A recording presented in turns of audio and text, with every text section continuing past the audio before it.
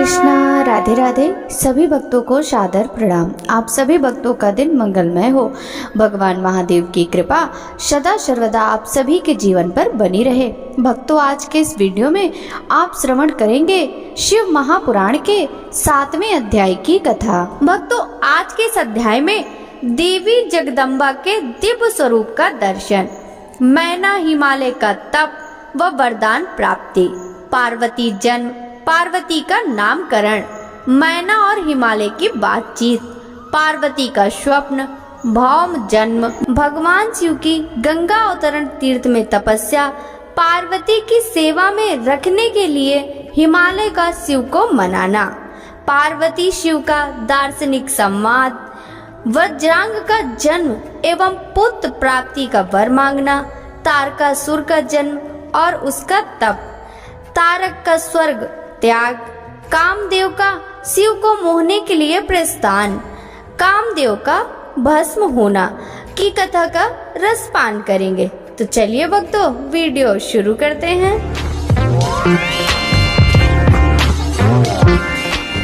ब्रह्मा जी बोले, हे नारद, देवताओं के द्वारा की गई स्तुति से प्रसन्न होकर दुखों का नाश करने वाली जगदम्बा देवी दुर्गा उनके सामने प्रकट हो गई।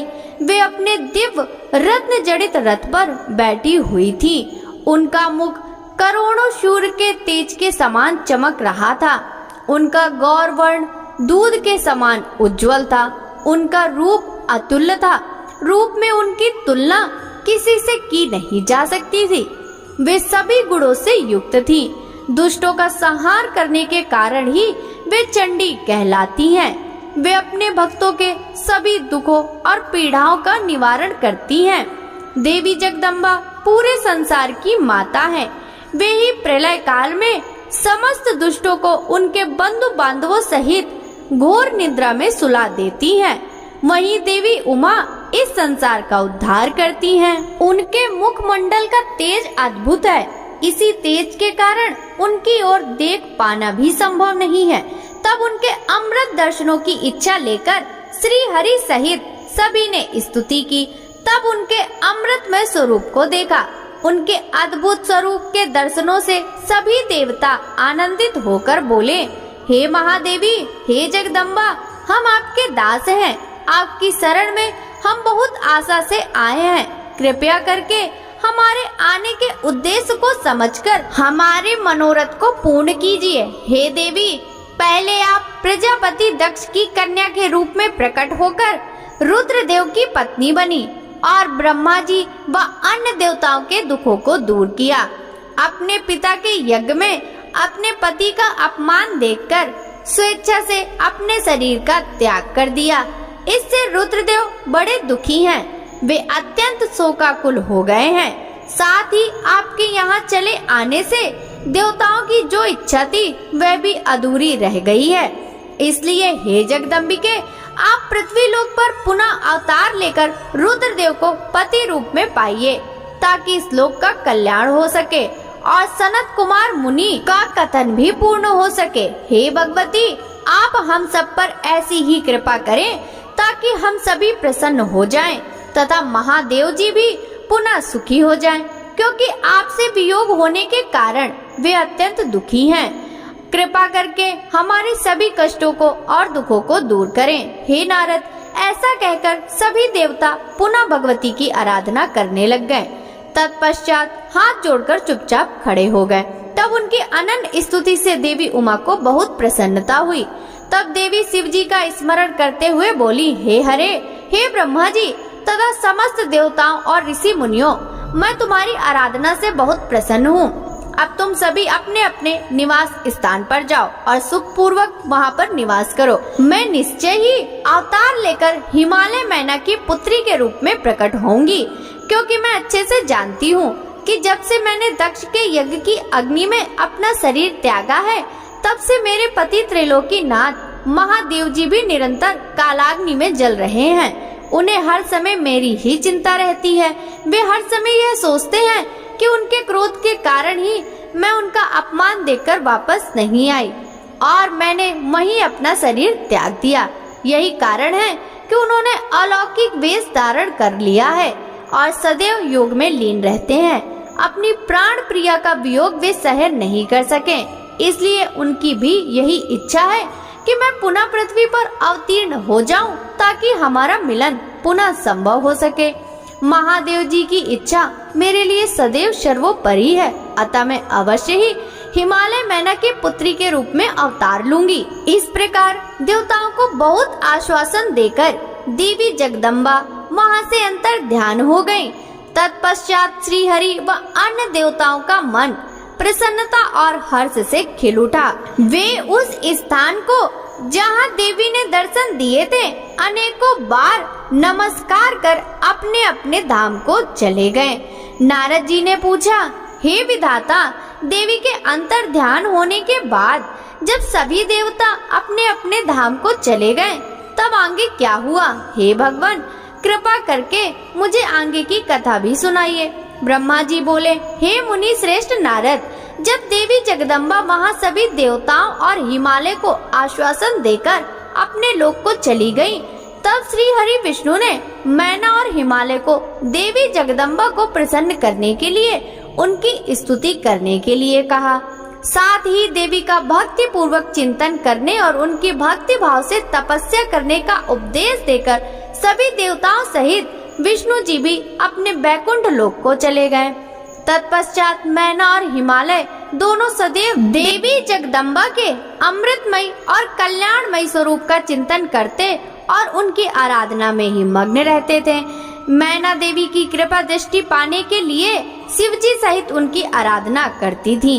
वे ब्राह्मणों को दान देती और उन्हें भोजन कराती थी।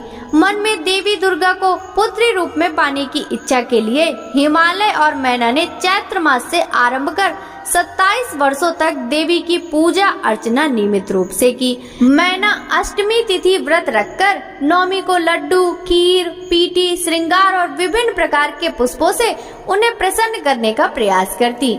उन्होंने गंगा के किनारे दुर्गा देवी की मूर्ति बना रखी थी। वे सदैव उसकी नियम से पूजा करती थी। मैना देवी की निराहार रहकर पूजा करती, कभी जल पीकर कभी हवा से ही व्रत को पूरा करती। 27 वर्षों तक नियम पूर्वक भक्ति भाव से जगदम्बा देवी दुर्गा की आराधना करने के पश्चात वे प्रसन्न हो गयीं। तब देवी जगदम्बा ने मैना और हिमालय को अपने साक्षात दर्शन दिए। देवी जगदम्बा बोली, हे गिरिराज हिमालय और महारानी मैना, मैं तुम दोनों की तपस्या से बहुत प्रसन्न हूँ, इसलिए जो तुम्हारी इच्छा हो वह वरदान मांग सकते हो। हे हिमालय प्रिया, मैंने तुम्हारी तपस्या और व्रत को मुझसे बड़ी प्रसन्नता हुई है, इसलिए मैं तुम्हें मनोवांछित फल प्रदान करूंगी। सो जो इच्छा हो कहो। तब मैना देवी दुर्गा को भक्ति भावना से प्रणाम करके बोली, हे देवी जगदम्बिके, आपके प्रत्यक्ष दर्शन करके मैं धन्य हो गई। हे देवी, मैं आपके स्वरूप को प्रणाम करती हूँ। हे माते, हम पर प्रसन्न होइए। मैना के वचनों को सुनकर देवी दुर्गा को बहुत संतोष हुआ और उन्होंने मैना को गले से लगा लिया। देवी के गले लगते ही मैना को ज्ञान की प्राप्ति हो गई। तब वे देवी जगदम्बा से कहने लगी, इस जगत को धारण करने वाली, लोगों का पालन करने वाली तथा मनवांछित फलों को देने वाली देवी, मैं आपको प्रणाम करती हूँ। आप ही इस जगत में आनंद का संचार करती हैं। आप ही माया हैं, आप ही योग निद्रा हैं। आप अपने भक्तों के शोक और दुखों को दूर करती हैं। आप ही अपने भक्तों को अज्ञानता के अंधेरे से निकालकर उन्हें ज्ञान रूपी तेज प्रदान करती हैं। भला मैं तुच्छ स्त्री कैसे आपकी महिमा का वर्णन कर सकती हूँ। आप आकार रहित तथा अदृश्य हैं। आप शाश्वत शक्ति हैं। आप परम योगिनी हैं और इच्छा अनुसार नारी रूप में धरती पर अवतार लेती हैं। आप ही पृथ्वी लोक पर चारों ओर फैली प्रकृति हैं।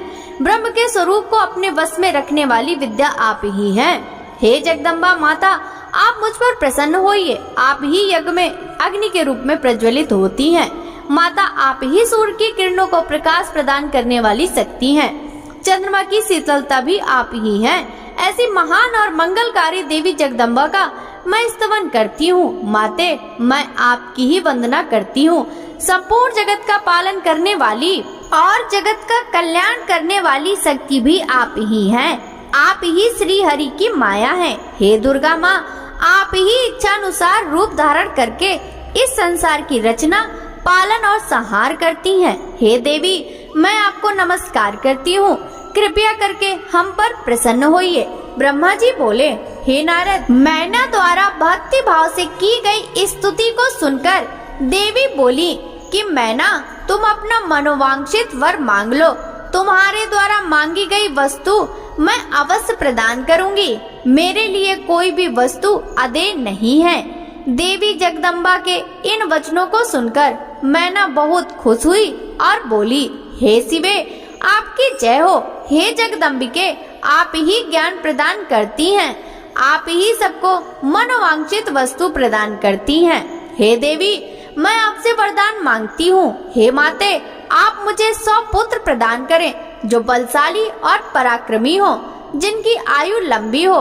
तत्पश्चात मेरी एक पुत्री हो जो साक्षात आपका ही रूप हो। हे देवी, आप सारे संसार में पूजित हैं तथा सभी गुणों से संपन्न और आनंद देने वाली हैं। हे माता, आप ही सभी कार्यों की सिद्धि करने वाली हैं। हे भगवती, देवताओं के कार्यों को पूरा करने के लिए आप रुद्रदेव की पत्नी होइए और इस संसार को अपनी कृपा से कृतार्थ करने के लिए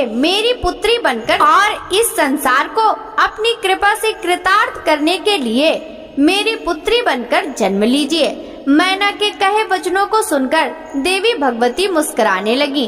तब सबके मनोरथों को पूर्ण करने वाली देवी मुस्कुराते हुए बोली, मैना, मैं तुम्हारी भक्ति भाव से की गई तपस्या से बहुत प्रसन्न हूँ।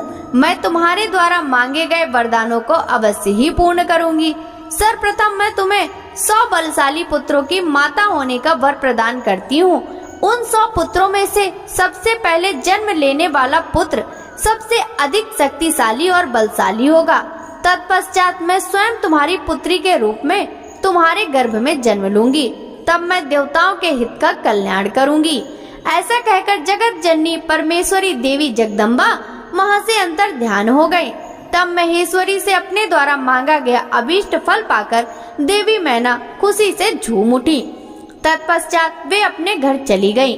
घर जाकर मैना ने अपने पति हिमालय को भी अपनी तपस्या की पूर्णता और वरदानों की प्राप्ति के बारे में बताया, जिसे सुनकर हिमालय बहुत प्रसन्न हुए। तब वे दोनों अपने भाग्य की सराहना करने लगे। तत्पश्चात कुछ समय बाद मैना का गर्भ ठहरा। धीरे धीरे समय व्यतीत होता गया। समय पूर्ण होने पर मैना ने एक पुत्र को जन्म दिया, जिसका नाम मैनाक रखा गया। पुत्र प्राप्ति की सूचना मिलने पर हिमालय हर्ष से उद्वेलित हो गए और उन्होंने अपने नगर में बहुत बड़ा उत्सव किया। इसके बाद हिमालय के यहाँ 99 और पुत्रों ने जन्म लिया। 100 पुत्रों में मैनाक सबसे बड़ा और बलशाली था। उसका विवाह नाग कन्याओं से हुआ। जब इंद्रदेव पर्वतों पर क्रोध करके उनके पंखों को काटने लगे तो मैनाक समुद्र की शरण में चला गया। उस समय पवन देव ने इस कार्य में मैनाक की सहायता की। वहाँ उसकी समुद्र से मित्रता हो गई। मैनाक पर्वत ही अपने बाद प्रकटे सभी पर्वतों में पर्वतराज कहलाता है। ब्रह्मा जी कहते हैं, हे नारद, तत्पश्चात हिमालय और मैना देवी भगवती और शिव जी के चिंतन में लीन रहने लगे। उसके बाद जगत की माता जगदम्बिका अपना कथन सत्य करने के लिए अपने पूर्ण अंशों द्वारा पर्वतराज हिमालय के हृदय में आकर विराजमान हुई। उस समय उनके शरीर में अद्भुत एवं सुंदर प्रभा उतर आई। वे तेज से प्रकाशित हो गए और आनंद मग्न हो देवी का ध्यान करने लगे। तब उत्तम समय में गिरिराज हिमालय ने अपनी प्रिय मैना के गर्भ में उस अंश को स्थापित कर दिया। मैना ने हिमालय के हृदय में विराजमान देवी के अंश से गर्भ धारण किया। देवी जगदम्बिका के गर्भ में आने से मैना की शोभा व कांति निखर आई। वे तेज से संपन्न हो गईं। तब उन्हें देखकर हिमालय बहुत प्रसन्न रहने लगे।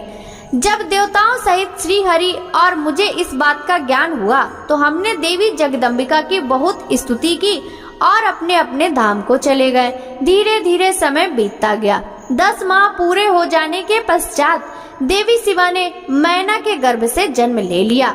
जन्म लेने के पश्चात देवी शिवा ने मैना को अपने साक्षात रूप में दर्शन कराए।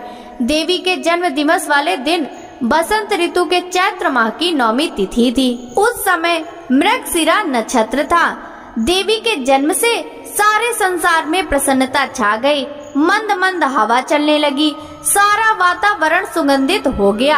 आकाश में बादल उमड़ आए और हल्की हल्की फुहारों के साथ पुष्प वर्षा होने लगी। तब माँ जगदम्बा के दर्शन हेतु विष्णु जी और मेरे सहित सभी देवी देवता गिरिराज हिमालय के घर पहुँचे। देवी के दर्शन कर सबने दिव्य रूपा महामाया मंगलमयी जगदम्बिका माता की स्तुति की। तत्पश्चात सभी देवता अपने अपने धाम को चले गए। स्वयं माता जगदम्बा को पुत्री रूप में पाकर हिमालय और मैना धन्य हो गए। वे अत्यंत आनंद का अनुभव करने लगे। देवी के दिव्य रूप के दर्शन पाकर मैना को उत्तम ज्ञान की प्राप्ति हो गई, जो अपने दिव्य स्वरूप के दर्शन मुझे दिए। हे माता, आप तो परम शक्ति हैं, आप तीनों लोकों की जननी हैं और देवताओं द्वारा आराध्य हैं। हे देवी, आप मेरी पुत्री रूप में आकर शिशु रूप धारण कर लीजिए। मैना की बात सुनकर देवी मुस्कुराते हुए बोली, मैना, तुमने मेरी बड़ी सेवा की है। तुम्हारी भक्ति भावना से प्रसन्न होकर ही मैंने तुम्हें वर मांगने के लिए कहा था और तुमने मुझे अपनी पुत्री बनाने का वर मांग लिया था। तब मैंने तथास्तु कहकर तुम्हें अभीष्ट फल प्रदान किया। तत्पश्चात मैं अपने धाम चली गई थी। उस वरदान के अनुसार आज मैंने तुम्हारे गर्भ से जन्म लिया है। तुम्हारी इच्छा का सम्मान करते हुए मैंने तुम्हें अपने दिव्य रूप के दर्शन दिए। अब आप दोनों दंपत्ति मुझे अपनी पुत्री मानकर मेरा लालन पालन करो और मुझसे स्नेह करो। मैं पृथ्वी पर अद्भुत लीलाएं करूंगी तथा देवताओं के कार्यों को पूरा करूंगी। बड़ी होकर मैं भगवान शिव को पति रूप में प्राप्त कर उनकी पत्नी बनकर इस जगत का उद्धार करूंगी। ऐसा कहकर जगत माता देवी जगदम्बा चुप हो गयी। तब देखते ही देखते देवी भगवती नन्हे शिशु के रूप में परिवर्तित हो गई। ब्रह्मा जी बोले, हे मुनि श्रेष्ठ नारद, मैना के सामने जब देवी जगदम्बिका ने शिशु रूप धारण किया तो वे समान बच्चे की भांति रोने लगी। उनका रोना सुनकर सभी स्त्रियां और पुरुष जो उस समय वहां उपस्थित थे प्रसन्न हो गए। उस श्याम कांति वाली नील कमल के समान शोभित उस परम तेजस्वी सुंदर कन्या को देखकर गिरिराज हिमालय पर बहुत प्रसन्न हुए। तब शुभ मुहूर्त में हिमालय ने अपनी पुत्री का नाम रखने के बारे में सोचा।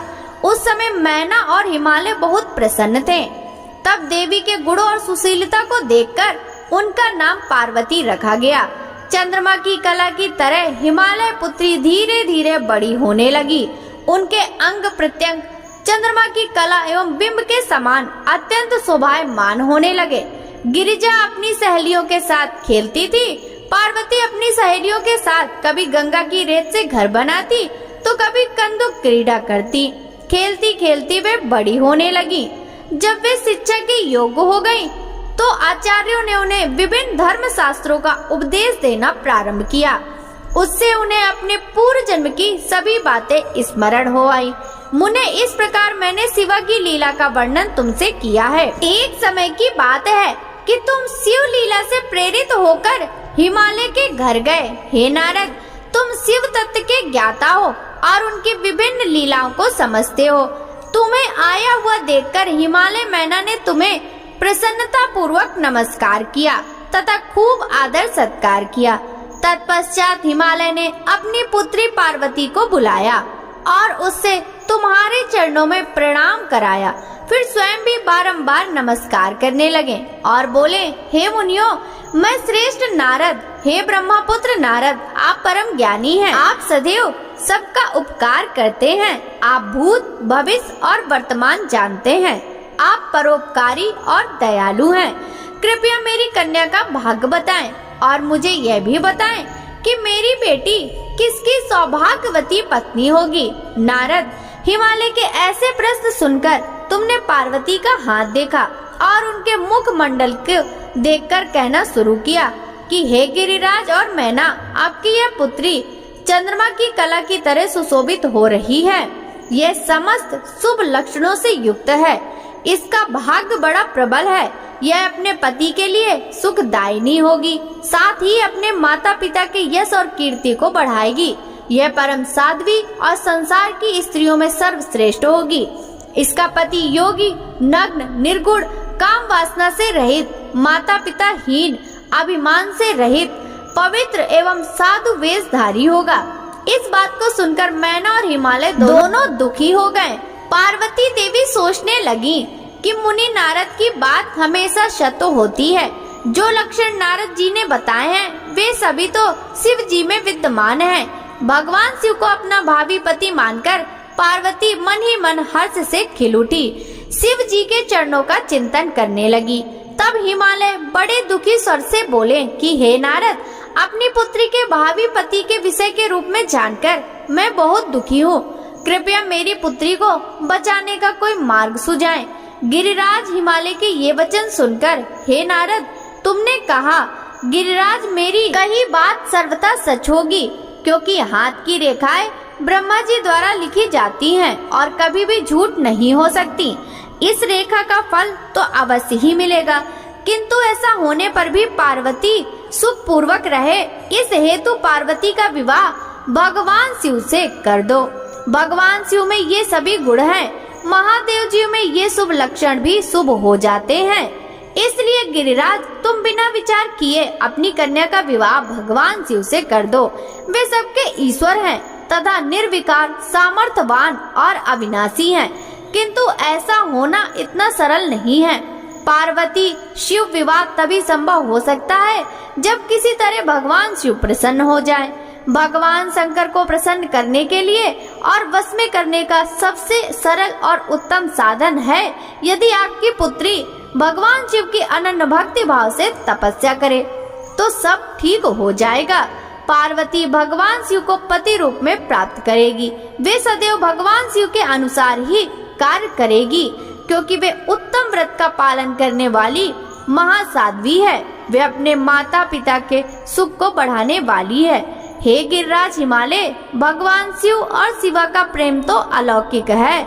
ऐसा प्रेम न तो किसी को हुआ है और न ही होगा। भगवान शिव इनके अलावा और किसी स्त्री को अपनी पत्नी नहीं बनाएंगे। हिमालय, शिव शिवा को एकाकार होकर देवताओं की सिद्धि के लिए अनेक कार्य करने हैं। आपकी पुत्री को पत्नी रूप में प्राप्त करके ही भगवान अर्धनारीश्वर होंगे। आपकी पुत्री पार्वती भगवान शिव की तपस्या से उन्हें संतुष्ट कर उनकी अर्धांगिनी बन जाए।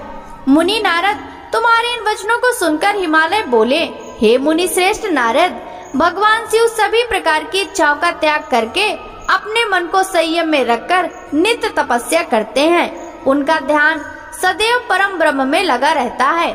भला वे अपने मन को कैसे योग से हटाकर मोह माया के बंधनों में फंसने हेतु विवाह करेंगे। जो भगवान शिव अविनाशी, प्रकृति से परे, निर्गुण, निराकार और दीपक की लौ की तरह प्रकाशित हैं और सदैव परम ब्रह्म के प्रकाश पुंज को तलाशते हैं, वे कैसी मेरी पुत्री से विवाह करने पर राजी होंगे। मेरी जानकारी के अनुसार भगवान शिव ने बहुत पहले अपनी पत्नी सती के सामने यह प्रतिज्ञा की थी, वे उनके अलावा किसी और को पत्नी रूप में कभी भी स्वीकार नहीं करेंगे।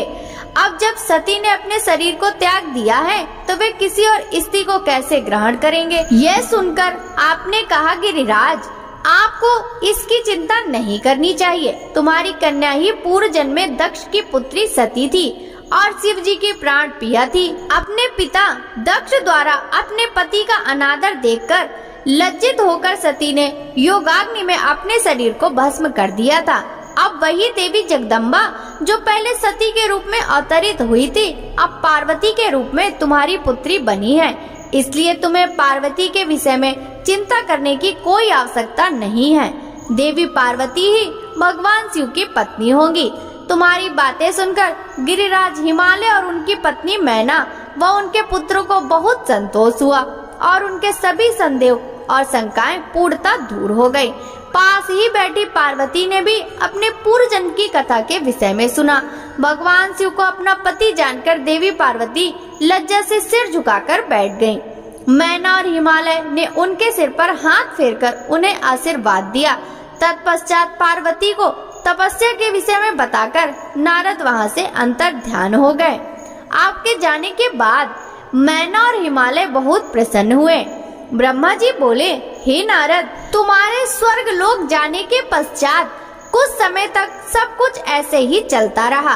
एक दिन मैना अपने पति हिमालय के पास गई और उन्हें प्रणाम कर उनसे कहने लगी, हे प्राणनाथ, उस दिन जब देवर्षि नारद हमारे यहाँ पधारे थे और पार्वती का हाथ देखकर उसके विषय में अनेक बातें बता गए थे, तब मैंने उनकी बातों पर ध्यान दिया था। अब पार्वती बड़ी हो रही है, मेरी आपसे विनम्र प्रार्थना है कि आप उसके विवाह के लिए सुयोग व सुंदर वर की खोज शुरू कर दें, जिसके साथ हमारी पुत्री पार्वती सुख से अपना जीवन व्यतीत कर सके। वह शुभ लक्षणों वाला तथा कुलीन होना चाहिए, क्योंकि मुझे अपनी पुत्री अपने प्राणों से भी अधिक प्यारी है। मैं सिर्फ पुत्री का सुख चाहती हूँ। यह कहकर मैना की आंखों में आंसू आ गए और वे अपने पति के चरणों में गिर पड़ी। तत्पश्चात हिमालय ने पत्नी मैना को प्रेम पूर्वक उठाया और उन्हें समझाने लगे। वे बोले, हे देवी, तुम व्यर्थ की चिंता त्याग दो। मुनि नारद की बात कभी झूठ नहीं हो सकती। यदि तुम पार्वती को सुखी देखना चाहती हो तो उसे भगवान शिव की तपस्या के लिए प्रेरित करो। यदि शिव जी प्रसन्न हो गए तो वे स्वयं ही पार्वती का पारिग्रहण कर लेंगे, तब सब कुछ शुभ ही होगा। सभी अनिष्ट और शुभ लक्षणों का नाश होगा। भगवान शंकर सदा मंगलकारी हैं, इसलिए तुम पार्वती को शिव जी की कृपा दृष्टि प्राप्त करने के लिए तपस्या करने की शिक्षा दो।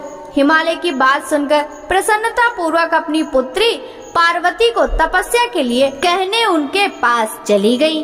ब्रह्मा जी बोले, हे मुनि श्रेष्ठ नारद, जब मैना पार्वती के पास पहुंची तो उन्हें देखकर सोचने लगी कि मेरी पुत्री तो कोमल और नाजुक है। ये सदैव राजसी ठाट बाट में रही है। दुख और कष्टों को सहना तो दूर की बात है, इनके बारे में भी ये सर्वथा अनजान है। पार्वती को उन्होंने बड़े लाड और प्यार से पाला है, तब कैसे मैं अपनी प्रिय पुत्री को कठोर तपस्या करने के लिए प्रेरित कर सकती हूँ। यही सब सोचकर मैना अपनी पुत्री से तपस्या के लिए कुछ नहीं बोल सकी। अपनी माता के चिंतित चेहरे को देखकर साक्षात जगदम्बा का अवतार धारण करने वाली देवी पार्वती यह जान गई कि माताजी क्या कहना चाहती हैं। तब सब कुछ जानने वाली देवी भगवती का साक्षात रूप पार्वती बोली, हे माता, यहाँ आप कब आई? आप बैठिए। माता, पिछली रात्रि के ब्रह्म मुहूर्त में मैंने एक स्वप्न देखा है, उस विषय में मैं आपको बताती हूँ। मेरे सपने में एक दयालु और तपस्वी ब्राह्मण आए। जब मैंने उन्हें हाथ जोड़कर नमस्कार किया तो वे मुस्कुराते हुए बोले कि तुम अवश्य ही भगवान शंकर की प्राण वल्लभा बनोगी, इसलिए उन्हें प्रसन्न करने के लिए उनके प्रेम पूर्वक तपस्या करो। यह सुनकर मैना ने अपनी पुत्री के सिर पर प्रेम से हाथ फेरा और अपने पति हिमालय को वहां बुलाया। हिमालय के आने पर मैना ने पार्वती के सपने के बारे में उनको बताया। तब उनके मुख से पुत्री के सपने के विषय में जानकर हिमालय बहुत प्रसन्न हुए। तब वे अपनी पत्नी से बोले, प्रिय मैना, मैंने भी पिछली रात को एक सपना देखा था। मैंने अपने सपने में एक बड़े उत्तम तपस्वी को देखा। वे नारद मुनि द्वारा बताए गए सभी लक्षणों से युक्त थे। वे तपस्वी मेरे नगर में तपस्या करने के लिए आए थे। उन्हें देखकर मुझे बहुत खुशी हुई। मैंने अपनी पुत्री पार्वती को साथ लेकर उनके दर्शनों के लिए उनके पास पहुंचा। तब मुझे ज्ञात हुआ कि वे नारद जी के बताए हुए वर भगवान शिव ही हैं। तब मैंने पार्वती को उनकी सेवा करने का उपदेश दिया, परंतु उन्होंने मेरी बात नहीं मानी। तभी वहाँ सांख्य और वेदांत पर विवाद छिड़ गया। तत्पश्चात उनकी आज्ञा पाकर पार्वती वहीं रहकर भक्ति पूर्वक उनकी सेवा करने लगी। हे प्रिय, यही मेरा सपना था, जिसे देखकर मुझे अत्यंत प्रसन्नता हुई। मैं सोचता हूँ कि हमें कुछ समय तक इस सपने के सच होने की प्रतीक्षा करनी चाहिए। ऐसा कहकर हिमालय और मैना उस उत्तम सपने के सच होने की प्रतीक्षा करने लगे। ब्रह्मा जी बोले, नारद, भगवान शिव का यश परम पावन मंगलकारी भक्ति वर्धक और उत्तम है।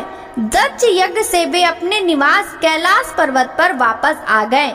वहां आकर भगवान शिव अपनी पत्नी सती के वियोग से बहुत दुखी थे। उनका मन देवी सती का स्मरण कर रहा था। वे उन्हें बहुत याद करके व्याकुल हो रहे थे। तब उन्होंने सभी गणों को वहां पर बुलाया और उनसे देवी सती के गुणों और उनकी सुशीलता का वर्णन करने लगे। फिर गृहस्थ धर्म को त्याग कर वे कुछ समय तक सभी लोकों में सती को खोजते हुए घूमते रहे।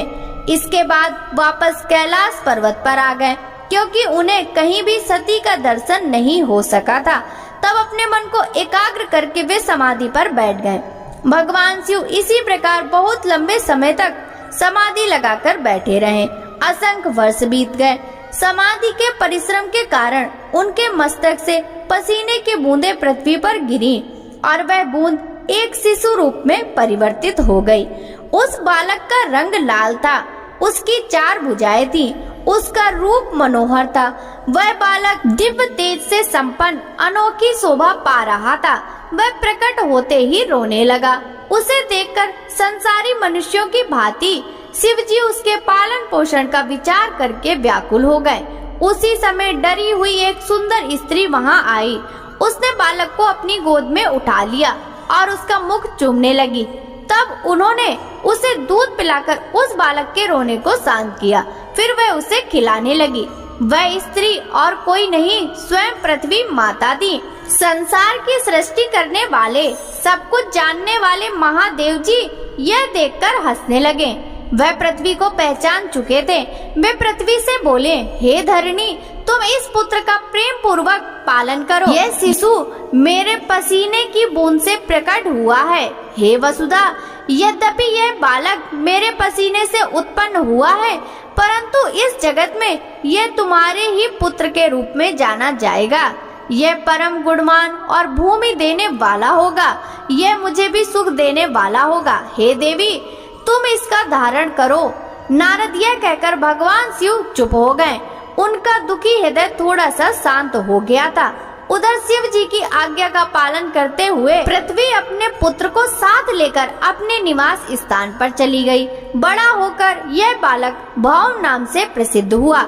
युवा होने पर भौम काशी गया। वहाँ उसने बहुत लंबे समय तक भगवान शिव की सेवा आराधना की। तब भगवान शंकर की कृपा दृष्टि पाकर भूमि पुत्र भौम दिव्य लोक को चले गए। ब्रह्मा जी बोले, नारद, गिरिराज हिमालय की पुत्री पार्वती, जो साक्षात जगदम्बा का अवतार थी, जब 8 वर्ष की हो गई, तब भगवान शिव को उनके जन्म का समाचार मिला। तब उस अद्भुत बालिका को हृदय में रखकर वे बहुत प्रसन्न हुए। तब उन्होंने अपने मन को एकाग्र कर तपस्या करने के विषय में सोचा।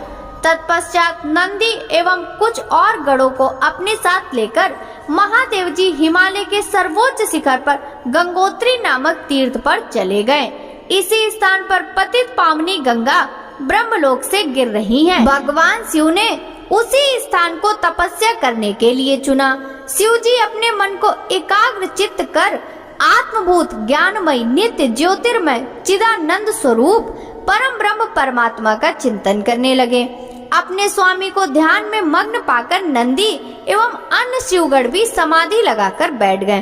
कुछ गण शिव जी की सेवा करते तथा कुछ स्थान की सुरक्षा कार्य हेतु लग गए। जब गिरिराज हिमालय को शिव जी के आगमन का यह शुभ समाचार प्राप्त हुआ, तब वे प्रेम पूर्वक मन में आदर का भाव लिए अपने सेवकों सहित उस स्थान पर आए जहाँ वे तपस्या कर रहे थे। हिमालय ने दोनों हाथ जोड़कर रुद्रदेव को प्रणाम किया। तत्पश्चात उनकी भक्ति भाव से पूजा आराधना करने लगे। हाथ जोड़कर हिमालय बोले, भगवान, आप यहाँ पधारे, यह मेरा सौभाग्य है। प्रभु, आप भक्त वत्सल हैं। आज आपके साक्षात दर्शन पाकर मेरा जन्म सफल हो गया। आप मुझे अपना सेवक समझे और मुझे अपनी सेवा करने की आज्ञा प्रदान करें। हे प्रभु, आपकी सेवा करके मेरा मन अत्यधिक आनंद का अनुभव करेगा। गिरिराज हिमालय के वचन सुनकर महादेव जी ने अपनी आंखें खोली और वहाँ हिमालय और उनके सेवकों को खड़ा देखा। उन्हें देखकर महादेव जी मुस्कुराते हुए बोले, हे गिरिराज, मैं तुम्हारे शिखर पर एकांत में तपस्या करने के लिए आया हूँ। हिमालय, तुम तपस्या के धाम हो। देवताओं, मुनियों और राक्षसों को भी तुम आश्रय प्रदान करते हो। गंगा, जो कि सबके पापों को धो देती हैं, तुम्हारे ऊपर से होकर ही निकलती हैं, इसलिए तुम सदा के लिए पवित्र हो गए हो। मैं इस परम पावन स्थल, जो कि गंगा का उद्गम स्थल है, पर तपस्या करने के लिए आया हूँ।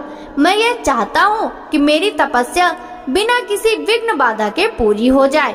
इसलिए तुम ऐसी व्यवस्था करो कि कोई भी मेरे निकट ना आ सके। अब तुम अपने घर जाओ और इसका उचित प्रबंध करो। ऐसा कहकर भगवान शिव चुप हो गए। तब हिमालय बोले, हे परमेश्वर, आप मेरे निवास के क्षेत्र में पधारें। यह मेरे लिए बड़े सौभाग्य की बात है। मैं आपका स्वागत करता हूँ। भगवान, अनेकों मनुष्य आपकी अनन्य भाव से तपस्या और प्रार्थना करने पर भी आपके दर्शनों के लिए तरसते हैं। ऐसे महादेव ने मुझ दीन को अपने अमृत दर्शनों से कृतार्थ किया है। भगवान, आप यहाँ तपस्या के लिए पधारे हैं। मैं आपसे बहुत प्रसन्न हूँ। आज मैं स्वयं को देवराज इंद्र से भी अधिक भाग्यशाली मानता हूँ। आप यहाँ बिना किसी विघ्न बाधा के एकाग्र चित्त होकर तपस्या कर सकते हैं। यहाँ आपको किसी भी तरह की कोई परेशानी नहीं होगी, ऐसा मैं आपको विश्वास दिलाता हूँ। ऐसा कहकर गिरिराज हिमालय अपने घर लौट गए। घर पहुंचकर उन्होंने अपनी पत्नी मैना को शिव जी से कही हुई सारी बातों का वृतांत कह सुनाया। तब उन्होंने अपने सेवकों को बुलाया और समझाते हुए कहने लगे कि आज से कोई भी गंगा अवतरण अर्थात गंगोत्री नामक स्थान पर नहीं जाएगा। वहाँ जाने वालों को मैं दंड दूंगा। इस प्रकार हिमालय ने अपने गढ़ों को शिव जी की तपस्या के स्थान पर न जाने का आदेश दिया। ब्रह्मा जी बोले, हे मुनि नारद, तत्पश्चात हिमालय अपनी पुत्री पार्वती को साथ लेकर शिव जी के पास गए। वहाँ जाकर उन्होंने योग साधना में डूबे त्रिलोकीनाथ भगवान शिव को दोनों हाथ जोड़कर नमस्कार किया तथा प्रार्थना करने लगे। ब्रह्मा जी बोले, हे मुनि नारद, तत्पश्चात हिमालय अपनी पुत्री पार्वती को साथ लेकर शिव जी के पास गए। वहाँ जाकर उन्होंने योग साधना में डूबे त्रिलोकीनाथ भगवान शिव को दोनों हाथ जोड़कर नमस्कार किया तथा इस प्रकार प्रार्थना करने लगे, भगवान, मेरी पुत्री पार्वती आपकी सेवा करने के लिए बहुत उत्सुक है, इसलिए आपकी आराधना करने के लिए मैं इसे अपने साथ यहाँ लाया हूँ। हे प्रभु, यह अपनी 2 सखियों के साथ आपकी सेवा में रहेगी। आप मुझ पर कृपा करके इसे अपनी सेवा का अवसर प्रदान करिए। तब भगवान शिव ने उस परम सुंदरी हिमालय कन्या पार्वती को देखकर अपनी आंखें बंद कर ली और पुनः परम ब्रह्म के स्वरूप का ध्यान करने में निमग्न हो गए। उस समय सर्वेश्वर एवं सर्वव्यापी शिव जी तपस्या करने लगे। यह देखकर हिमालय इस सोच में डूब गए कि भगवान शंकर उनकी तपस्या स्वीकार करेंगे या नहीं। तब एक बार पुनः हिमालय ने दोनों हाथ जोड़कर शिव जी के चरणों में प्रणाम किया और बोले, देवादिदेव महादेव, हे भोलेनाथ शिव शंकर, मैं दोनों हाथ जोड़े आपकी शरण में आया हूँ। कृपया आंखें खोलकर मेरी ओर देखिए। भगवान, आप सभी विपत्तियों को दूर करते हैं। हे भक्त वत्सल, मैं रोज अपनी पुत्री के साथ आपके दर्शनों के लिए यहाँ आऊंगा। कृपया मुझे आज्ञा प्रदान कीजिए। हिमालय के वचनों को सुनकर त्रिलोकीनाथ भगवान शिव ने अपने नेत्र खोल दिए और बोले, हे गिरिराज हिमालय, आप अपनी कन्या को घर पर ही छोड़कर मेरे दर्शनों को आ सकते हैं, नहीं तो आपको मेरा भी दर्शन नहीं होगा। महेश्वर की ऐसी बात सुनकर हिमालय ने अपना मस्तक झुका दिया और शिव जी से बोले, हे प्रभु, हे महादेव जी, कृपया यह बताइए कि मैं अपनी पुत्री के साथ आपके दर्शनों के लिए क्यों नहीं आ सकता? क्या मेरी पुत्री आपकी सेवा के योग्य नहीं है? फिर इसे न लेकर आने का कारण मुझे समझ में नहीं आता। हिमालय की बात सुनकर शिव जी हंसने लगे और बोले, हे गिरिराज, आपकी पुत्री सुंदर, चंद्रमुखी और अनेक शुभ लक्षणों से संपन्न है, इसलिए आपको इसे मेरे पास नहीं लाना चाहिए, क्योंकि विद्वानों ने नारी को माया रूपनी कहा है। युवतियां ही तपस्वियों की तपस्या में विघ्न डालती हैं। मैं योगी हूँ, सदैव तपस्या में लीन रहता हूँ और माया मोह से दूर रहता हूँ, इसलिए मुझे स्त्री से दूर ही रहना चाहिए। हे हिमालय, आप धर्म के ज्ञानी और वेदों की रीतियां जानते हैं। स्त्री की निकटता से मन में विषय वासना उत्पन्न हो जाती है और वैराग्य नष्ट हो जाता है, जिससे तपस्वी और योगी का ध्यान नष्ट हो जाता है। इसलिए तपस्वियों को स्त्रियों का साथ नहीं करना चाहिए। इस प्रकार कहकर भगवान शिव चुप हो गए। हिमालय शिव जी के ऐसे वचन को सुनकर चकित और व्याकुल हो गए। उन्हें देखकर पार्वती देवी असमंजस में पड़ गईं। भगवान शंकर के वचन सुनकर पार्वती जी बोली, योगी राज, आपने जो कुछ भी मेरे पिताश्री गिरिराज हिमालय से कहा उसका उत्तर मैं देती हूँ। अंतर्यामी, आपने महान तप करने का निश्चय किया है। ऐसा करने का निश्चय आपने शक्ति के कारण ही लिया है। सभी कर्मों को करने की यह शक्ति ही प्रकृति है। प्रकृति ही सृष्टि, पालन और संहार करती है। प्रभु, आप थोड़ा विचार करें कि प्रकृति क्या है और आप कौन हैं। यदि प्रकृति ना हो तो शरीर तथा स्वरूप किस प्रकार हो। आप सदा प्राणियों के लिए वंदनीय और चिंतनीय हैं। यह सब प्रकृति के ही कारण है। पार्वती जी के वचनों को सुनकर उत्तम लीला करने वाले भगवान शिव हंसते हुए बोले, मैं अपने कठोर तप द्वारा प्रकृति का नाश कर चुका हूँ। अब मैं तत्व रूप में स्थित हूँ। साधु पुरुषों को प्रकृति का संग्रह नहीं करना चाहिए। भगवान शिव के इस प्रकार के वचनों को सुनकर पार्वती हंसती हुई बोली, हे करुणानिधान कल्याणकारी योगी राज, आपने जो कुछ भी कहा क्या वह प्रकृति नहीं है? तो फिर आप उनसे अलग कैसे हो सकते हैं? बोलना या कुछ भी करना अर्थात हमारे द्वारा किया गया हर क्रियाकलाप ही प्रकृति है।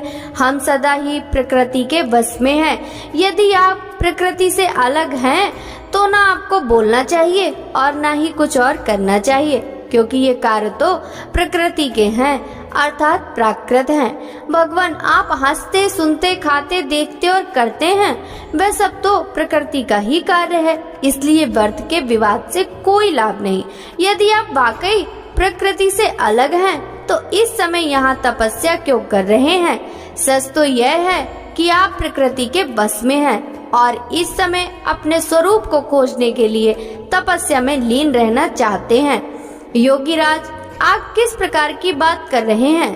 थोड़ा विचार कर कहें। यदि आपने प्रकृति का नाश कर डाला है तो आप किस प्रकार विद्यमान रहेंगे? क्योंकि संसार तो सदा से ही प्रकृति से बंधा हुआ है।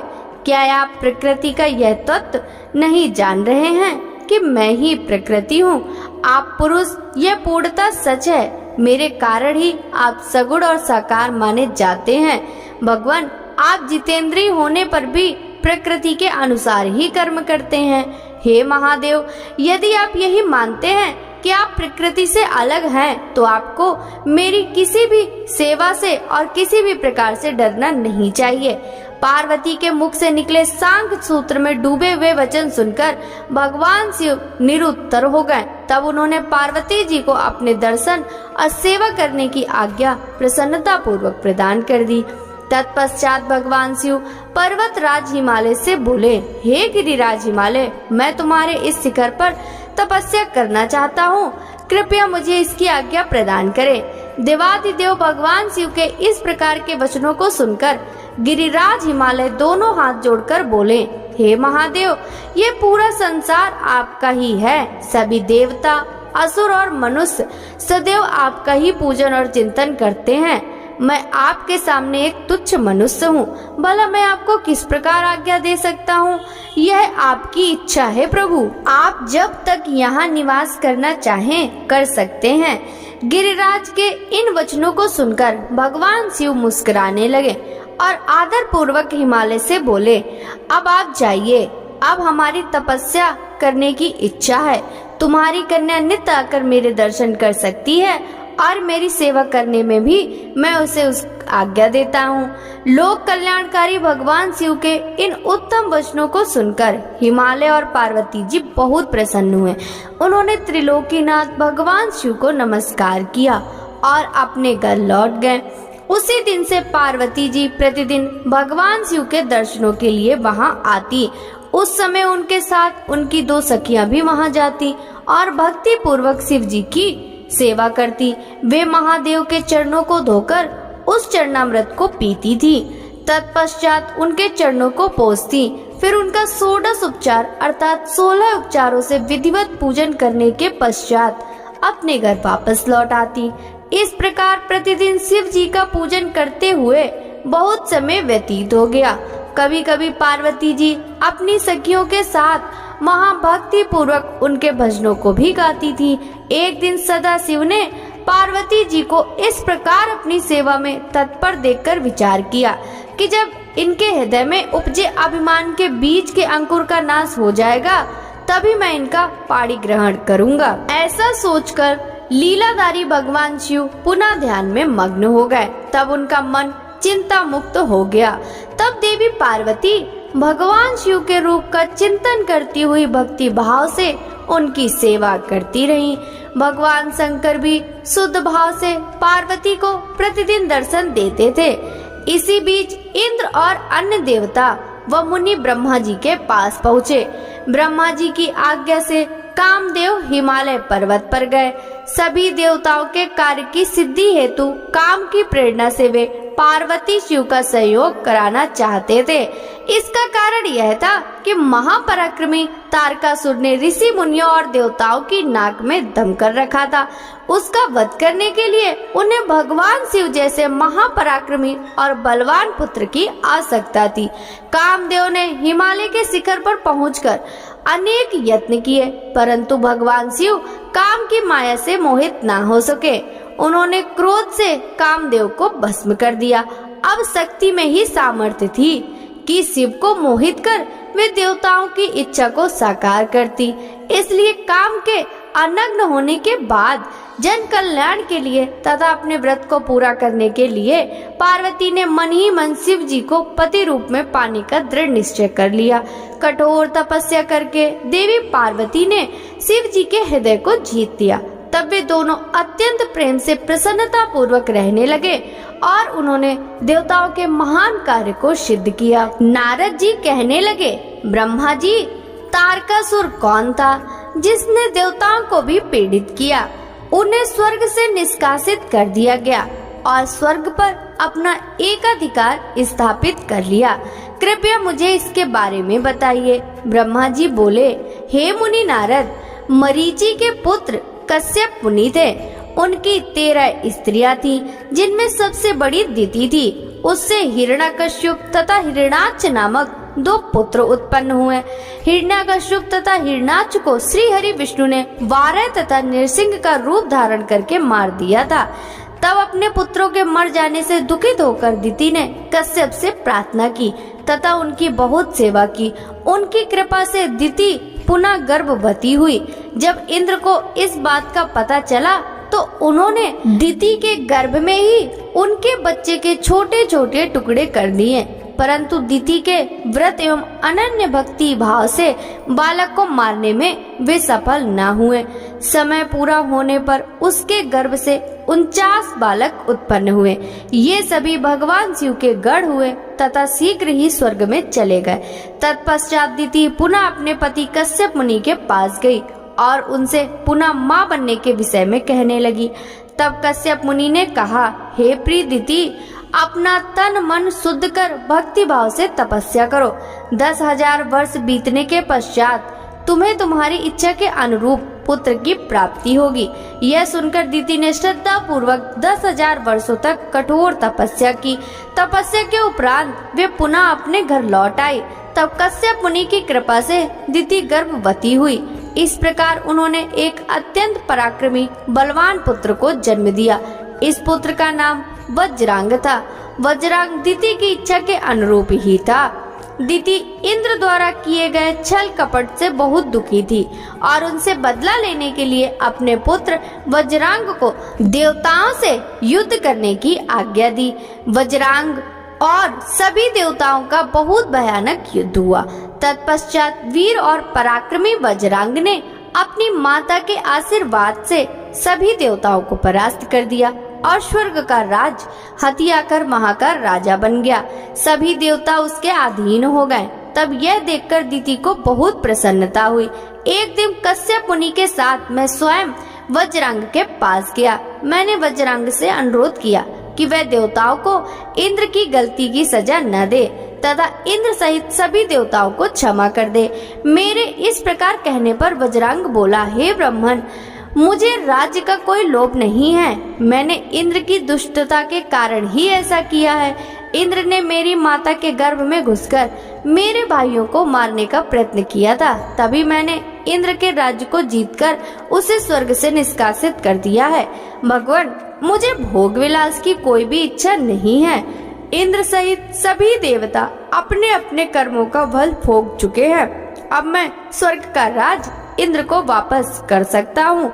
मैंने अपनी माता की आज्ञा मानकर यह सब किया है। प्रभु, आप मुझे सार तत्व का उपदेश दे जिससे मुझे सुख की प्राप्ति हो। वज्रांग के उद्देश्य को उत्तम जानकर मैंने उसे सात्विक तत्व के बारे में समझाया। फिर मैंने एक सुंदर व गुड़ी स्त्री उत्पन्न की और उसका विवाह वज्रांग से करा दिया। वज्रांग ने अपने सभी बुरे विचारों को त्याग दिया, परंतु उसकी पत्नी के हृदय में बुरे विचारों का ही मानो साम्राज्य था। उसकी पत्नी ने उसकी बहुत सेवा की। तब प्रसन्न होकर वज्रांग ने कहा, हे प्राण पिया, तुम क्या चाहती हो मुझे बताओ, मैं तुम्हारी इच्छाएं अवश्य ही पूरा करूंगा। यह सुनकर वह परम सुंदरी बोली, पतिदेव, यदि आप मेरी सेवा से प्रसन्न हैं, तो कृपया मुझे इस त्रिलोकी को जीतने वाला महापराक्रमी और बलवान पुत्र प्रदान कीजिए, जो ऐसा बलवान हो कि समस्त देवता उससे भयभीत रहे।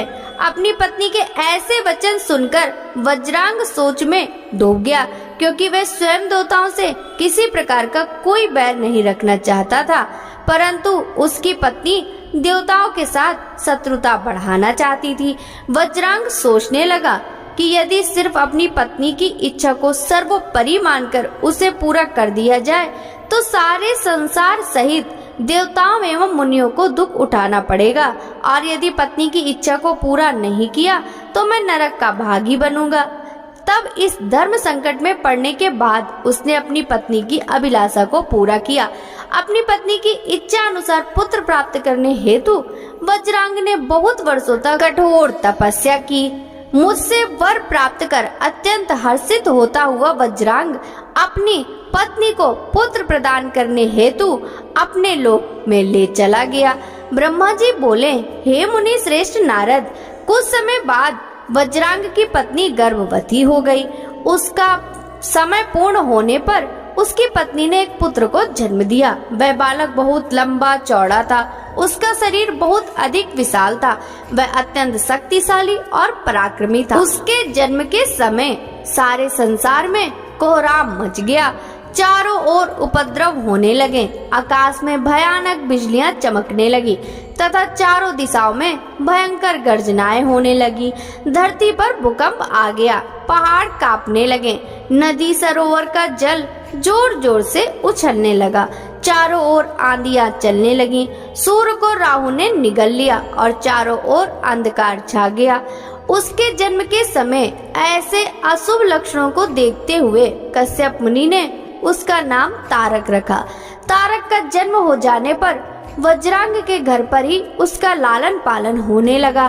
थोड़े समय में ही तारक का शरीर और बड़ा हो गया, वह पर्वत के समान विशाल और विकराल रूप लेता जा रहा था। कुछ समय पश्चात तारक ने अपनी माता और पिता वज्रांग से तपस्या करने की आज्ञा मांगी। तब उसके माता पिता ने प्रसन्नता पूर्वक उसको आज्ञा प्रदान कर दी। साथ ही उसकी माता ने उसे यह आदेश दिया कि देवताओं को अवश्य जीते और उन पर अपना आधिपत्य कर स्वर्ग पर अधिकार कर ले। वह अपनी माता की आज्ञा पाकर वज्रांग का पुत्र तारक तपस्या करने के लिए मधुवन चला गया।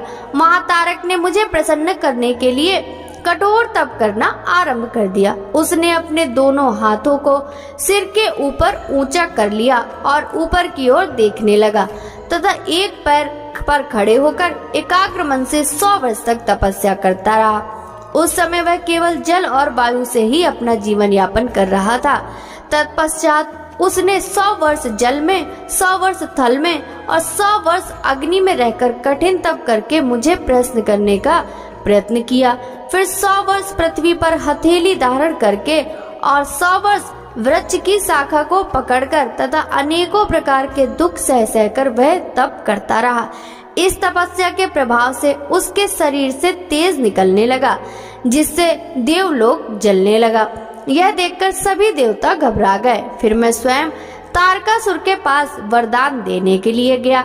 मैंने तारकासुर से कहा, तारक, मैं तुम्हारी इस दुस्सह तपस्या से बहुत प्रसन्न हूँ। तुमने इस प्रकार कठोर तप करके मुझे प्रसन्न किया है। तुम्हारा इसके पीछे क्या प्रयोजन है? निसंकोच मुझे बताओ, मैं तुम्हें तुम्हारा मनवांछित फल अवश्य प्रदान करूँगा। तुम अपनी इच्छा अनुसार वर मांगो। ब्रह्मा जी के इन वचनों को सुनकर तारकासुर उनकी स्तुति करने लगा। तत्पश्चात वह बोला, हे विधाता, हे ब्रह्मा जी, अगर आप मेरी तपस्या से प्रसन्न होकर मुझे वरदान देना चाहते हैं तो प्रभु मुझे पहला वर यह दें कि आपके द्वारा बनाई गई सृष्टि में मेरे समान कोई भी तेजवान और बलवान ना हो। दूसरा वर यह दें कि मैं अमर हो जाऊं, अर्थात कभी भी मृत्यु को प्राप्त ना हो। तब मैंने कहा, इस संसार में कोई भी अमर नहीं है, इसलिए तुम इच्छा अनुसार मृत्यु का वर मांगो। तारक ने अहंकार भरी विनम्रता से निवेदन किया, भगवान, मेरी मृत्यु भगवान शंकर के वीर से उत्पन्न बालक के चलाए हुए शस्त्र से ही हो और कोई मेरा वध न कर पाए। मैंने तारक को उसके मांगे हुए वर प्रदान कर दिए तथा अपने लोक में लौट आया। वर पाकर तारक बहुत खुश था। वह भी वर प्राप्ति का समाचार देने के लिए अपने घर को चला गया। दैत्यों के गुरु शुक्राचार्य ने तारक को असुरों का राजा बना दिया। अब तारक तारकासुर के नाम से प्रसिद्ध हो गया। वह तीनों लोकों पर अपना अधिकार स्थापित करना चाहता था, इसलिए सबको पीड़ित कर, उनसे युद्ध कर, उन्हें हराकर सबके राज्यों पर अपना अधिकार करता जा रहा था। स्वर्ग के राजा इंद्र ने भी डरकर अपना वाहन ऐरावत हाथी, अपना खजाना और 9 सफेद रंग के घोड़े उसे दे दिए। ऋषियों ने डर के मारे कामधेनु गाय तारकासुर को दे दी। इसी प्रकार अन्य देवताओं ने भी अपनी अपनी प्रिय वस्तुएं तारकासुर को अर्पित कर दी। अन्य लोगों के पास जो भी उत्तम उत्तम वस्तुएं थीं, उन्हें भी दैत्यराज अंदर छिपे अमूल रत्न निकालकर तारकासुर को सौंप दिए। तारकासुर के भय से पूरा जगत कांपने लगा था। उसका आतंक दिनों दिन बढ़ता ही जा रहा था। पृथ्वी, सूर्य, चंद्रमा, वायु, अग्नि सभी तारकासुर के डर के कारण अपनी सभी कार्य सुचारू रूप से कर रहे थे। दैत्यराज तारकासुर ने देवताओं और पितरों के भागों पर भी अपना अधिकार जमा लिया था। उसने इंद्र को युद्ध में हराकर स्वर्ग का सिंहासन भी हासिल कर लिया था। उसने स्वर्ग के सभी देवताओं को वहां से निष्कासित कर दिया, जो अपनी प्राण रक्षा के लिए इधर उधर भटक रहे थे। ब्रह्मा जी बोले, नारद जी, सभी देवता तारकासुर के डर के कारण मारे मारे इधर उधर भटक रहे थे। इंद्र ने सभी देवताओं को मेरे पास आने की सलाह दी। सभी मेरे पास आए। सभी देवताओं ने मुझे हाथ जोड़कर प्रणाम किया और मेरी अनेकों प्रकार से स्तुति करने लगे। अपना दुख दर्द बताते हुए देवता कहने लगे, हे विधाता, हे ब्रह्मा जी, आपने ही तारकासुर को अभय का वर प्रदान किया है। तभी से तारक त्रिलोकी को जीतकर अभिमानी होता जा रहा है। उसने लोगों को डरा धमकाकर उन्हें अपने अधीन कर लिया है। तारक ने स्वर्ग पर भी अपना अधिकार स्थापित कर लिया और हम सभी को स्वर्ग से निकाल दिया। उसने इंद्र के सिंहासन पर भी अपना अधिकार कर लिया है। अब उसके आदेश से उसके असुर हमारे प्राणों के प्यासे बनकर हमें ही ढूंढ रहे हैं। तभी हम अपने प्राणों की रक्षा के लिए आपकी शरण में आए हैं। हे प्रभु, हमारे दुखों को दूर कीजिए। देवताओं के कष्टों को सुनकर मुझे बहुत दुख हुआ। मैंने उन्हें सांत्वना देते हुए कहा, मैं इस संबंध में कुछ भी नहीं कर सकता, क्योंकि तारकासुर के घोर तप से प्रसन्न होकर मैंने ही उसे अतुल्य बलशाली होने का वर प्रदान किया था, परंतु उसने मदान्ध होकर सभी देवताओं और मनुष्यों को प्रताड़ित किया है और उनकी संपत्तियों पर जबरदस्ती अपना अधिकार कर लिया है। इसलिए अब सभी इस बात से निश्चिंत रहिए कि एक दिन तारकासुर का विनाश अवश्य ही होगा। उसकी मृत्यु जरूर ही होगी। इस विषय पर हम विवश हैं। इस समय तारक को मैं, विष्णु जी और शिव जी, इन तीनों में से कोई भी नहीं मार सकता, क्योंकि उसने मुझसे वर पाया है। कि उसका वध शिव जी के वीर से उत्पन्न उनके पुत्र के द्वारा ही हो सकता है। इसलिए तुम सबको शिव जी के विवाह के पश्चात उनके पिता बनने तक प्रतीक्षा करनी पड़ेगी। प्रतीक्षा के अलावा अन्य कोई भी उपाय संभव नहीं है। यह सुनकर इंद्र सहित सभी देवता असमंजस में पड़ गए। तब पूछने लगे कि प्रभु, महादेव जी की प्रिय पत्नी सती ने तो अपना शरीर योगाग्नि में नष्ट कर दिया है। अब वे कैसे और किस से विवाह करेंगे और ये कैसे संभव हो सकेगा? तब मैंने उन्हें बताया कि प्रजापति दक्ष की पुत्री और त्रिलोकीनाथ शिव जी की प्राण वल्लभा सती हिमालय पत्नी मैना के गर्भ में जन्म लेकर बड़ी हो गई है। उनका नाम पार्वती है। पार्वती ही भगवान शिव की पत्नी बनने का गौरव प्राप्त करेंगी। अतः अब तुम भगवान शिव के पास जाकर उन्हें विवाह के लिए राजी करने की कोशिश करो। शिव पार्वती का पुत्र ही तारकासुर के भय से मुक्त करा सकता है। एतियो तुम भगवान शिव से प्रार्थना करो कि वे पार्वती के साथ विवाह करने के लिए राजी हो जाएं। इस बात को अच्छे से जान लो कि शिव पुत्र ही तुम्हारा उद्धार कर सकता है। अब मैं तारकासुर को समझाता हूँ कि वह व्यर्थ में देवताओं को तंग करना बंद कर दे और उन्हें उनका भाग वापस कर दे और स्वयं भी शांति से जीवन यापन करे। यह कहकर मैंने इंद्र अन्य देवताओं को वहाँ से विदा किया। तत्पश्चात मैं स्वयं तारकासुर को समझाने के लिए उसके पास गया। तारकासुर ने मुझे प्रणाम किया और मेरी स्तुति व वंदना करने लगा। मैंने तारकासुर से कहा, हे पुत्र तारक, मैंने तुम्हारी भक्ति भाव से की गई तपस्या से प्रसन्न होकर तुम्हें मनवांछित वर प्रदान किए थे। वे वरदान खुशी से तुम्हारी बेहतरी के लिए दिए थे, परंतु तुम उन वरदानों का गलत उपयोग कर रहे हो। वर प्राप्त करने के उपरांत तुम अपनी सीमाओं को भूल गए हो। अनावश्यक अभिमान के नशे में चूर होकर तुम्हें यह भी याद नहीं रहा कि देवता सर्वथा पूजनीय और वंदनीय हैं। तुमने उन्हें भी कष्ट पहुंचाया है, साथ ही उन्हें स्वर्ग से निकालकर बेघर कर दिया। तुम्हारे सशस्त्र सैनिक अभी भी देवताओं को मारने के लिए ढूंढ रहे हैं। तारकासुर, स्वर्ग पर सिर्फ देवताओं का ही अधिकार है। वहाँ से उन्हें निकालने की तुम्हारी हिम्मत कैसे हुई? स्वर्ग का राज्य छोड़कर वापस पृथ्वी पर लौट जाओ और वहीं पर शासन करो, यह मेरी आज्ञा है। तारकासुर को यह आदेश देकर मैं वहाँ से लौट आया। तत्पश्चात तारकासुर ने मेरी बात का सम्मान करते हुए स्वर्ग का राज्य छोड़ दिया। वह पृथ्वी पर आकर सोडित नामक नगर पर शासन करने लगा। मेरी आज्ञा पाकर देवताओं सहित देवेंद्र स्वर्ग लोक को चले गए और पूर्व की भांति पुनः स्वर्ग का शासन करने लगे। ब्रह्मा जी बोले, नारद, स्वर्ग में सब देवता मिलकर सलाह करने लगे कि किस प्रकार से भगवान रुद्र काम से सम्मोहित हो सकते हैं। शिव जी किस प्रकार पार्वती जी का पाणी ग्रहण करेंगे। यह सब सोचकर देवराज इंद्र ने कामदेव को याद किया। कामदेव तुरंत ही वहां पहुंच गए।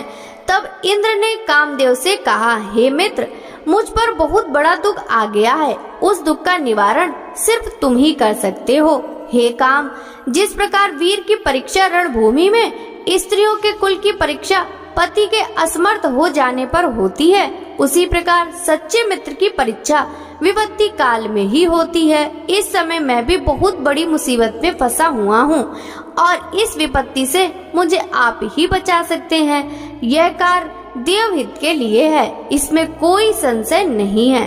देवराज इंद्र की बातें सुनकर कामदेव मुस्कुराए और बोले, हे देवराज, इस संसार में कौन मित्र है, कौन शत्रु, यह तो वाकई देखने की वस्तु है।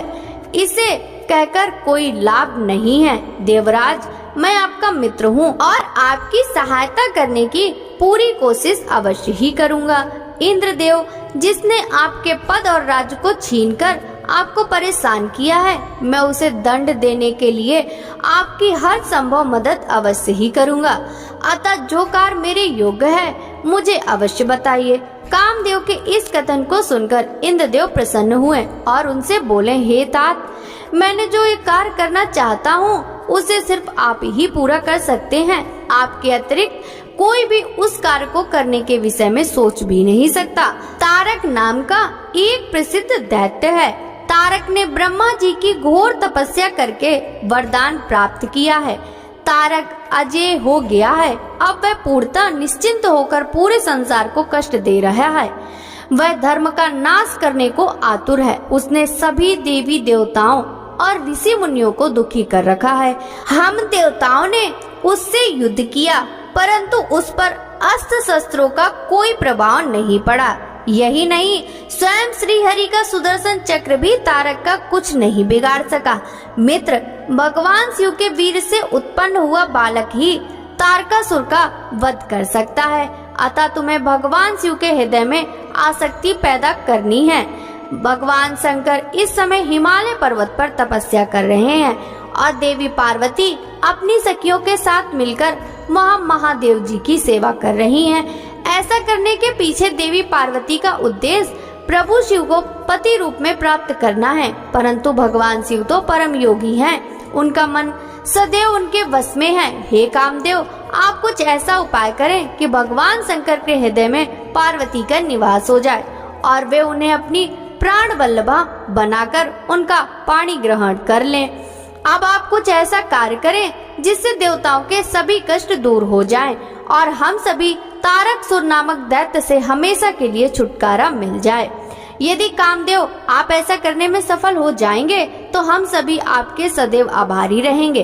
ब्रह्मा जी बोले, नारद, देवराज इंद्र के कथन को सुनकर कामदेव का मुख प्रसन्नता से खिल गया।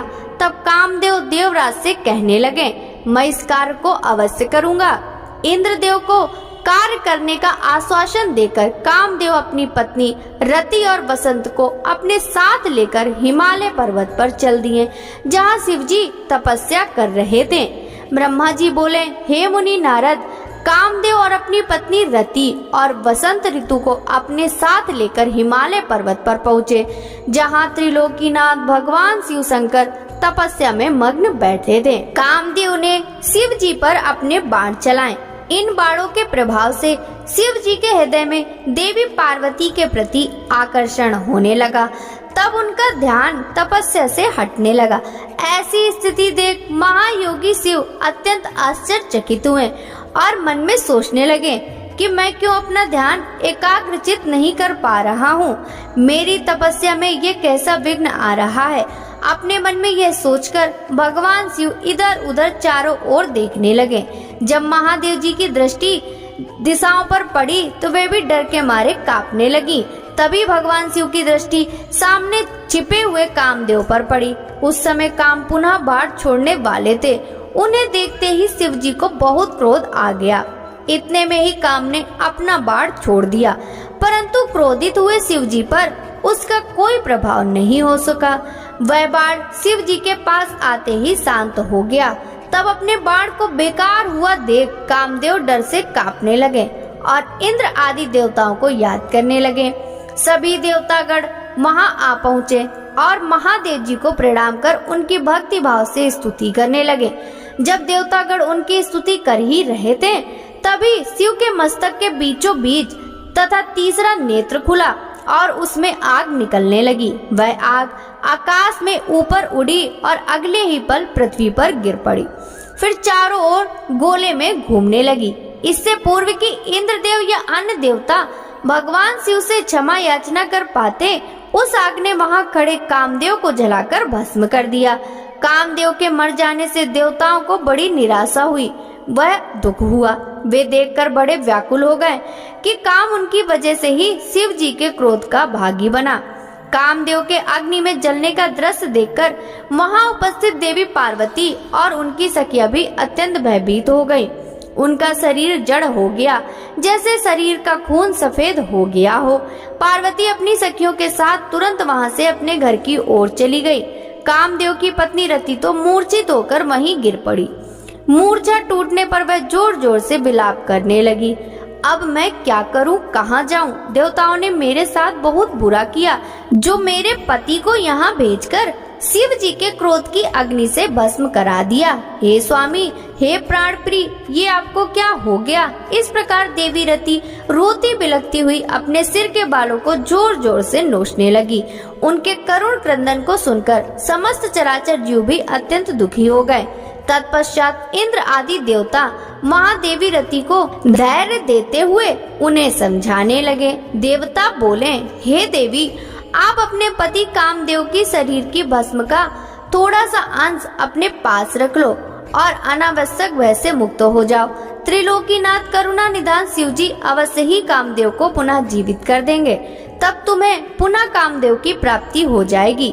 वैसे भी संसार में सब कुछ पूर्व निश्चित कर्मों के अनुसार ही होता है, अतः आप दुख को त्याग दें, भगवान शिव अवश्य ही कृपा करेंगे।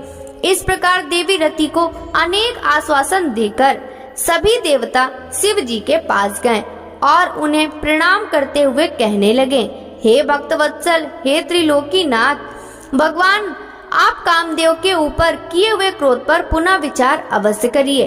कामदेव यह कार्य अपने लिए नहीं कर रहे थे, इनमें उनका निजी स्वार्थ कतई नहीं था। हे भगवान, हम सभी तारकासुर के सताए हुए थे, उसने हमारा राज्य छीनकर हमें स्वर्ग से निष्कासित कर दिया था, इसलिए तारकासुर का विनाश करने के लिए कामदेव ने यह कार्य किया था। कृपया कर अपने क्रोध को सांत्वना दे, अन्यथा हम यही समझेंगे कि आप हम सभी देवता और मनुष्यों का संहार करना चाहते हैं। हे प्रभु, कृपया कर रति का शोक दूर करें। तब सदाशिव बोले, हे देवगणों, हे ऋषियों, मेरे क्रोध के कारण मैंने कामदेव को अपने तीसरे नेत्र से भस्म कर दिया। जो कुछ हो गया उसको बदला नहीं जा सकता, परंतु कामदेव का पुनर्जन्म अवश्य होगा, जब विष्णु भगवान श्री कृष्ण का अवतार लेंगे और रुक्मिणी को अपनी पत्नी के रूप में स्वीकार करेंगे। तब देवी रुक्मिणी के गर्भ से श्री कृष्ण के पुत्र के रूप में कामदेव जन्म लेंगे। उस समय कामदेव प्रद्युम्न नाम से जाने जाएंगे। प्रद्युम्न के जन्म के तुरंत बाद ही संबर नाम का असुर उसका अपहरण कर लेगा और उसे समुद्र में फेंक देगा। रति, तब तक तुम्हें संबर के नगर में निवास करना होगा, वहीं पर तुम्हें अपने पति कामदेव की प्रद्युम्न के रूप में प्राप्ति होगी। वहीं पर प्रद्युम्न के द्वारा संभासुर का वध होगा। भगवान शिव की बात सुनकर देवताओं ने प्रसन्नता पूर्वक उन्हें प्रणाम किया और बोले, हे देवाधिदेव महादेव करुणा निधान, आप कामदेव को जीवन दान दें और कामदेव के पुनर्जन्म तक देवी रति के प्राणों की रक्षा करें। देवताओं की यह बात सुनकर करुणा निधान भगवान शिव ने कहा कि मैं कामदेव को अवश्य ही जीवित कर दूंगा, वह मेरा गढ़ होकर आनंद पूर्वक जीवन व्यतीत करेगा। अब तुम सब चिंतित होकर अपने अपने धाम को जाओ। ऐसा कहकर महादेव जी वहां से अंतर ध्यान हो गए। उनके कहे वचनों से देवताओं की सभी शंकाएं दूर हो गईं। तत्पश्चात देवताओं ने कामदेव की पत्नी रति को अनेकों आश्वासन दिए और फिर अपने अपने धाम को चले गए। देवी रति भी शिव की आज्ञा अनुसार संबर नगर को चली गई। वहां पहुंचकर अपने प्रीतम के प्रकट होने की प्रतीक्षा करने लगी। ब्रह्मा जी बोले, हे नारद जी, जब भगवान शंकर ने अपना तीसरा नेत्र खोलकर उसकी अग्नि से कामदेव को भस्म कर दिया था, तो इस त्रिलोक के सभी चराचर जीव डर के मारे कांपने लगे और भय मुक्ति और महादेव जी के क्रोध को शांत कराने के लिए मेरे पास बड़ी आशा के साथ आए। उन्होंने मुझे अपने कष्टों और दुखों से अवगत कराया। तब सब कुछ जानकर मैं भगवान शंकर के पास पहुंचा। वहां पहुंचकर मैंने देखा कि भगवान शंकर का क्रोध 7वें आसमान पर था। वे भयंकर क्रोध की अग्नि में जल रहे थे। मैंने उस दधकती अग्नि को शिव जी की कृपा से अपने हाथों में पकड़ लिया और समुद्र के पास जा पहुंचा। मुझे अपने पास आया देखकर समुद्र ने पुरुष रूप धारण किया और मेरे पास आ गए और बोले, हे विधाता, हे ब्रह्मा जी, मैं आपकी क्या सेवा करूं? यह सुनकर ब्रह्मा जी कहने लगे, हे सागर, भगवान शिव शंकर ने अपनी तीसरे नेत्र की अग्नि से कामदेव को भस्म कर दिया है। इस क्रोधाग्नि से पूरा संसार जलकर राख हो सकता है। इसी कारण मैं इस क्रोधाग्नि को रोककर आपके पास ले आया हूँ। हे सिंधुराज, मेरी आपसे यह विनम्र प्रार्थना है कि सृष्टि के प्रलय काल तक आप इसे अपने अंदर धारण कर लें। जब मैं आपसे इसे मुक्त करने के लिए कहूँ, तभी आप इस शिव क्रोधाग्नि का त्याग करना। आपको ही इसे भोजन और जल प्रतिदिन देना होगा। तथा इसे अपने पास धरोहर के रूप में सुरक्षित रखना होगा।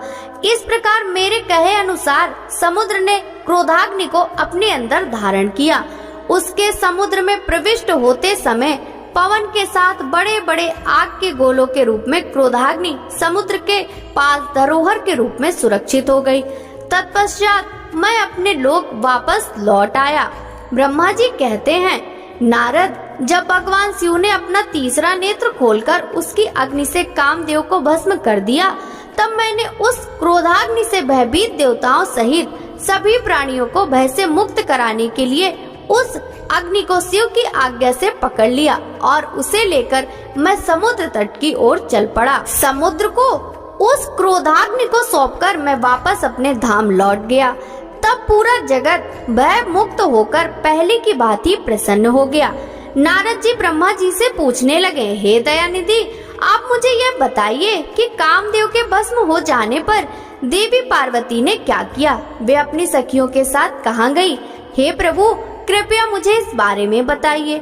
नारद जी के यह वचन सुनकर ब्रह्मा जी बोले, भगवान शंकर के तीसरे नेत्र से उत्पन्न अग्नि ने जब कामदेव को जलाकर भस्म कर दिया, तब पूरा आकाश गूंजने लगा। यह दृश्य देखकर देवी पार्वती और उनकी सखियां डरकर अपने घर को चली गईं। वहां पहुंचकर पार्वती जी ने सारा हाल अपने माता पिता को बताया, जिसे सुनकर उन्हें बड़ा आश्चर्य हुआ। अपनी पुत्री को विवल देखकर हिमालय को बहुत दुख हुआ। हिमालय ने पार्वती के आंसुओं को पोंछकर कहा, पार्वती, डरो मत और रो मत। तब हिमालय ने अपनी पुत्री को अनेकों प्रकार से सांत्वना दी। कामदेव को भस्म करने के उपरांत शिव जी वहाँ से अंतर ध्यान हो गए। तब शिव जी को वहाँ ना पाकर पार्वती अत्यंत व्याकुल हो गई। उनकी नींद और चैन जाते रहे। वे दुखी और बेचैन रहने लगी। उन्हें कहीं भी सुख शांति का अनुभव नहीं होता था। तब उन्हें अपने रूप के प्रति भी शंका होती थी। पार्वती सोचती कि क्यों मैंने अपनी सखियों द्वारा समझाने पर भी कभी ध्यान नहीं दिया। देवी पार्वती सोते जागते, खाते पीते, नहाते धोते, चलते फिरते और अपनी सखियों के साथ होते हुए भी सिर्फ महादेव जी का ही ध्यान और चिंतन करती थी। इस प्रकार उनका मन शिव जी के वियोग की वेदना सहन नहीं कर पा रहा था। वे शारीरिक रूप से अपने पिता के घर और हृदय से भगवान शंकर के पास रहती थी। शोक में डूबी पार्वती बार बार मूर्छित हो जाती थी। इससे गिरिराज, हिमालय और उनकी पत्नी मैना बहुत दुखी रहते थे। वे पार्वती को समझाने की बहुत कोशिश करते, परंतु पार्वती का ध्यान शिव जी की ओर से जरा भी नहीं हटता था। हे देवर्षि नारद, एक दिन देवराज इंद्र की इच्छा से आप घूमते हुए हिमालय पर्वत पर आए। तब शैलराज हिमालय ने आपका बहुत आदर सत्कार किया और आपका कुशल मंगल पूछा। आपको उत्तम आसन पर बिठाकर हिमालय ने सारा वृतांत सुनाया। हिमालय ने बताया कि किस प्रकार पार्वती जी ने महादेव जी की सेवा आरंभ की। इसके बाद अपनी पुत्री के शिव पूजन से लेकर कामदेव के भस्म होने तक की सारी कथा आपको सुनाई। यह सब सुनकर आपने गिरिराज हिमालय से कहा कि आप भगवान शिव का भजन करें। तत्पश्चात हिमालय से विदा लेकर आप एकांत में गुमसुम बैठी देवी पार्वती के पास गए। तब उनका हित करने की इच्छा से आपने कहा, हे पार्वती, तुम मेरी बातें ध्यान पूर्वक सुनो। तुम्हारी यह दशा देखकर ही मैं तुमसे यह बात कर रहा हूँ। तुमने हिमालय पर्वत पर पधारे महादेव जी की सेवा की, परंतु तुम्हारे मन में कहीं न कहीं अहंकार का वास हो गया था। शिव भक्त वत्सल हैं। वे अपने भक्तों पर सदैव अपनी कृपा दृष्टि बनाए रखते हैं। ये विरक्त और महायोगी हैं। तुम्हारे अंदर उत्पन्न हुए अभिमान को तोड़ने के लिए ही सदा शिव ने ऐसा किया है। अतः तुम उन्हें तपस्या द्वारा प्रसन्न करने का प्रयत्न करो। तुम चिरकाल तक उत्तम भक्ति भाव से उनकी तपस्या करो। तुम्हारी तपस्या से प्रसन्न होकर महादेव जी निश्चय ही तुम्हें अपनी सहधर्मिणी बनाना स्वीकार करेंगे। यही शिव जी को पति रूप में प्राप्त करने का एकमात्र साधन है। हे नारद, आपकी यह बात सुनकर देवी शिवा हर्षित होते हुए इस प्रकार बोली, हे मुनि श्रेष्ठ, आप सब कुछ जानने वाले तथा इस जगत का उपकार करने वाले हैं। अतः आप शिव जी की आराधना के लिए मुझे कोई मंत्र प्रदान करें, तब आपने पार्वती को पंचाक्षर शिव मंत्र ओम नमः शिवाय का विधि पूर्वक उपदेश दिया।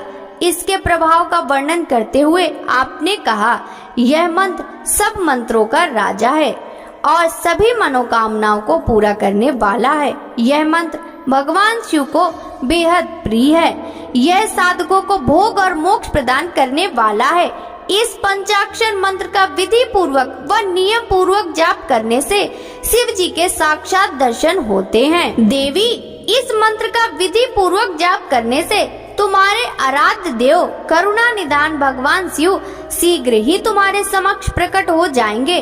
अतः तुम शुद्ध हृदय से शिव जी के चरणों का चिंतन करती हुई इस महामंत्र का जाप करो। इससे तुम्हारे आराध्य देव संतुष्ट होकर तुम्हें दर्शन देंगे। अब देवी पार्वती, तुम इस मंत्र को जपते हुए शिव जी की तपस्या करो। इससे महादेव जी बस में हो जाते हैं। उत्तम भाव से की गई तपस्या से ही मनोवांछित फलों की प्राप्ति होती है। ब्रह्मा जी बोले, नारद, तुम भगवान शिव के प्रिय भक्त हो। तुम अपनी इच्छा अनुसार जगत में भ्रमण करते हो। तुमने देवी पार्वती को सब कुछ समझाकर देवताओं के हित का कार्य किया। तत्पश्चात तुम स्वर्गलोक को चले गए। तुम्हारी बातें सुनकर देवी पार्वती बहुत प्रसन्न हुई। ब्रह्मा जी बोले, हे देवर्षि नारद, जब तुम पंचाक्षर मंत्र का उपदेश देकर उनके घर से चले आए तो देवी पार्वती मन ही मन बहुत प्रसन्न हुई, क्योंकि उन्हें महादेव जी को पति रूप में प्राप्त करने का साधन मिल गया था। भक्तों, आगे की कथा का वृतांत हम कल के अध्याय में श्रवण करेंगे। शिव महापुराण की यह कथा यदि आपको अच्छी लगी हो तो इस वीडियो को लाइक कर ज्यादा से ज्यादा भक्तों के साथ शेयर कीजिएगा। साथ ही वीडियो के कमेंट बॉक्स में हर हर महादेव लिखना बिल्कुल भी मत भूलिएगा। आपसे मिलते हैं शिव पुराण के अगले अध्याय की कथा के साथ। सभी भक्तों को हरे कृष्णा, राधे राधे, हर हर महादेव।